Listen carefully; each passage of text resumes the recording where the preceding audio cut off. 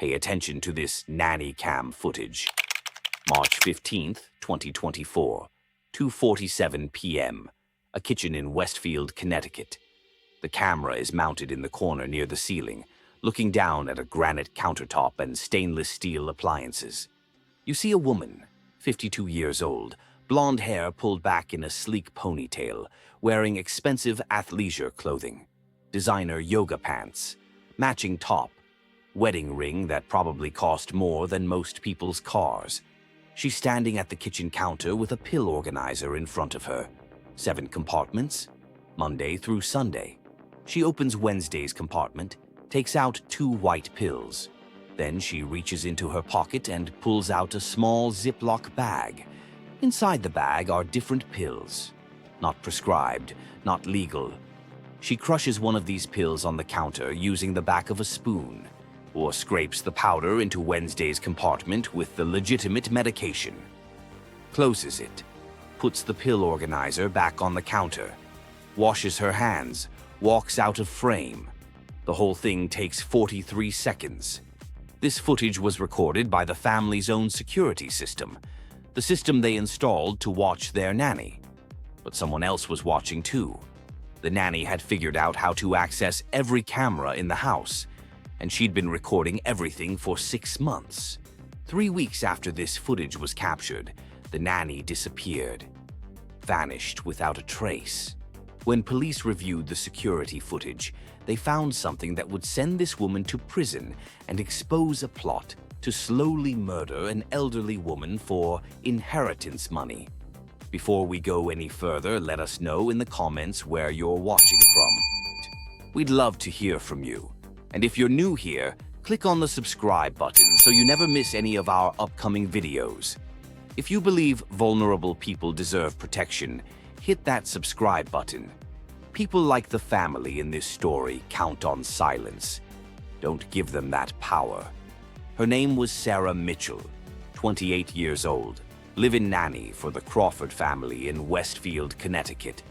Started working for them in March 2021. The Crawfords seemed perfect. David Crawford, 54, investment banker. Jennifer Crawford, 52, former marketing executive. 2 children, Emma, age 7, Lucas, age 5. Beautiful house in an affluent neighborhood. But there was someone else living there. David's mother, Margaret Crawford, 78 years old, moved in 2 years ago after she broke her hip. Needed daily help. That's when Sarah was hired, not just to watch the kids, but to help with Margaret too. Medication management, physical therapy, making sure she ate. Sarah had excellent references, clean background check, CPR certified. The Crawfords hired her immediately. $70,000 a year plus room and board. It seemed like a dream job, and for the first 2 years, it was. Sarah loved Emma and Lucas, became part of the family, had keys to everything, alarm codes, safe combinations, complete access. She had a good relationship with Margaret too. The elderly woman appreciated having someone kind around because Jennifer treated Margaret like a burden, like an obligation. Sarah noticed how Jennifer would sigh when Margaret asked for help, make comments under her breath. But caregiver burnout is real, Sarah thought. People get overwhelmed when a parent moves in. October 2023, 2.5 years after Sarah started.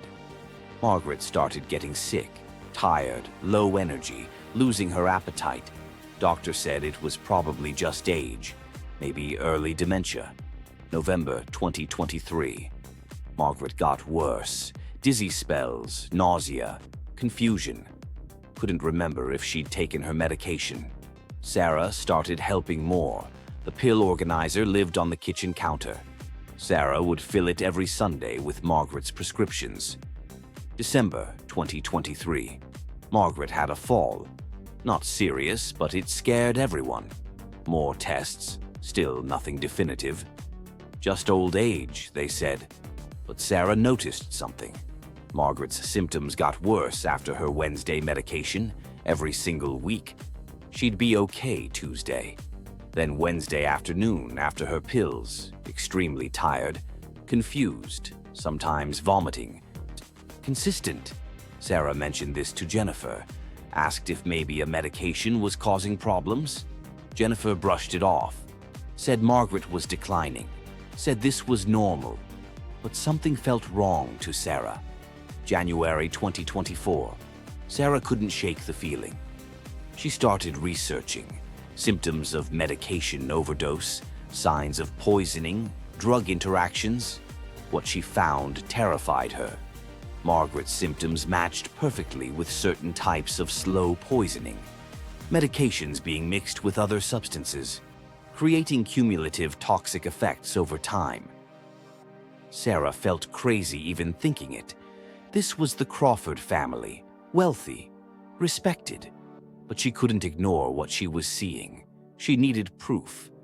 That's when she remembered the nanny cams. The Crawfords had cameras everywhere: kitchen, living room, hallways, playroom.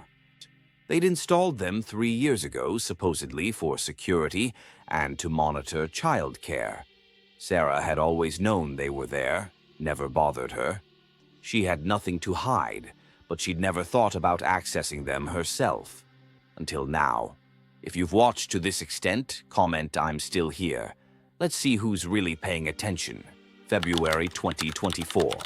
Sarah spent 2 weeks researching how the camera system worked.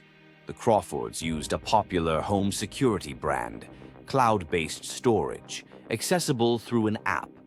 The login credentials were saved on the family iPad that Sarah had access to for managing the kids' schedules. She tested it one night when the Crawfords were asleep, opened the app, and there it was, live feeds from every camera, and the entire archive, months of footage, stored in the cloud. Sarah's hands were shaking. What she was about to do was illegal, unauthorized access to private security footage.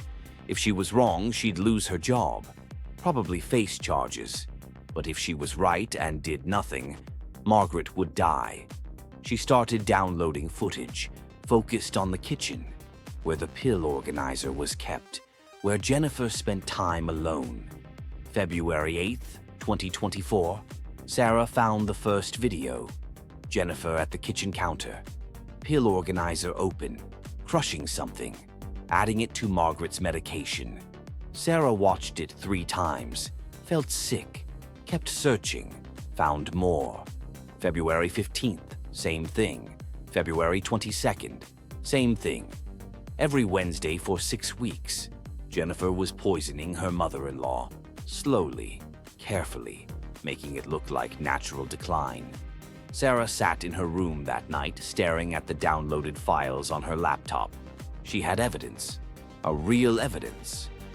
But what was she supposed to do with it? If she went to the police directly, the Crawfords would know immediately. They'd delete everything. Claims Sarah was lying. She was just the nanny. They were a respected family. Who would believe her? She needed a plan. February 25th, 2024. Sarah started documenting everything, made copies of all the footage, stored it on 3 separate external hard drives, uploaded it to a secure cloud account the Crawfords didn't know about, started keeping a journal, writing down every time Margaret got sick, what medications she took, when. Started researching Margaret's finances, too. Found out the elderly woman had over $400,000 in retirement savings, and David was the sole beneficiary in her will. That was the motive. Money. The Crawfords were wealthy, but not as wealthy as they appeared. Sarah found evidence of that, too. Credit card debt, mortgage problems. David's job hadn't been as stable as everyone thought. They needed Margaret's money, and they were willing to kill her for it. March 1st, 2024. Sarah contacted the FBI anonymously through an encrypted email service, sent them samples of the footage, explained the situation, said she feared for her own safety if the family found out. The FBI responded within 48 hours, told her they were opening an investigation, told her to continue gathering evidence, told her they'd protect her when the time came. March 10th, 2024. Sarah overheard something that changed everything. She was upstairs putting Lucas to bed. The master bedroom door was slightly open. She heard Jennifer and David talking. Jennifer said, "What if Sarah figures it out? She's around Mom all the time." David said, "She won't, and if she does, we'll handle it." Jennifer said, "Handle it how?" David said, "The same way we're handling Mom, just slower." Sarah stood frozen in the hallway. They were talking about killing her. If she stayed, she was dead. If you're still here, comment "Justice for Margaret." Let's make sure this story isn't forgotten. March 15th, 2024. Sarah made her decision. She couldn't wait for the FBI to build their case. She had to leave. That morning, she packed carefully. Only essentials. Made it look like she'd left for a regular errand. Downloaded the final piece of footage. Jennifer tampering with Wednesday's pills again. Then Sarah drove to the local FBI field office. Walked in, asked for the agent she'd been emailing. Turned over everything. The hard drives, the journal, the financial documents she'd photographed, told them about the conversation she'd overheard. The FBI moved fast, took Sarah into protective custody that same day, relocated her to a safe house in another state. That afternoon, Jennifer called Sarah's phone 17 times, left voicemails. "Sarah, where are you? The kids are asking for you. Please call me back." Playing concerned. But Sarah knew the truth. 2 days later, FBI agents executed a search warrant on the Crawford home, found the pills Jennifer had been using, antifreeze mixed with crushed sedatives, small doses over months, enough to cause organ damage, confusion, symptoms that looked like dementia and natural aging. Margaret was rushed to the hospital. Toxicology tests confirmed poisoning. With treatment, she'd recover. Jennifer Crawford was arrested March 18th, 2024, charged with attempted murder and elder abuse. David Crawford was arrested as an accessory. The trial happened fast. September 2024. Prosecution presented the nanny cam footage, Sarah's documentation, Margaret's medical records showing improvement once the poisoning stopped. Both Jennifer and David were found guilty. Jennifer received 25 years. David received 15 years as an accessory. Margaret Crawford recovered, sold the house, moved to assisted living, changed her will, left everything to charity. Sarah Mitchell testified via video from an undisclosed location, never returned to Connecticut, started a new life under a new name. The FBI helped her relocate permanently. Here's what should terrify you about this case. Sarah did everything right. She gathered evidence. She contacted authorities. She protected herself. But she also had to commit crimes to expose greater crimes. She accessed private security footage without authorization. She stole financial documents. She violated her employment agreement. Technically, she broke the law. The FBI chose not to prosecute her because she was acting in good faith to save a life. But she could have been charged. Think about that. If you ever find yourself in a situation where you witness something terrible, where you suspect someone is being harmed, the legal system doesn't always make it easy to do the right thing. Sarah risked everything. Her job, her freedom, her safety. Because she couldn't stand by and watch an elderly woman be murdered. How many people would do the same? How many people would convince themselves it's not their business? That they must be wrong? That wealthy, respectable families don't do things like this. But they do. Elder abuse happens in families that look perfect from the outside. People who smile for photos and post about being blessed. Money makes people do terrible things, and the most vulnerable victims are the ones who can't fight back. Margaret Crawford was being slowly poisoned in her own son's house. And if it wasn't for a nanny who paid attention, who trusted her instincts, who risked everything to do what was right, she'd be dead. So here's my question for you. If you suspected someone was being hurt, would you speak up? Would you risk your job, your reputation, your safety to save them? Or would you tell yourself it's not your problem? Drop your thoughts in the comments. And if this story made you think twice about trusting appearances, I share it with someone who needs to hear it. If you believe people like Sarah deserve to be protected for doing the right thing, hit that like button. If you can't stand people who abuse the vulnerable for money, share this video. And if you think families like the Crawfords should face the harshest penalties, comment "Everyone deserves dignity." Next week, we're covering the case of the Uber driver whose dashcam captured his own abduction. The footage is disturbing. The outcome is shocking.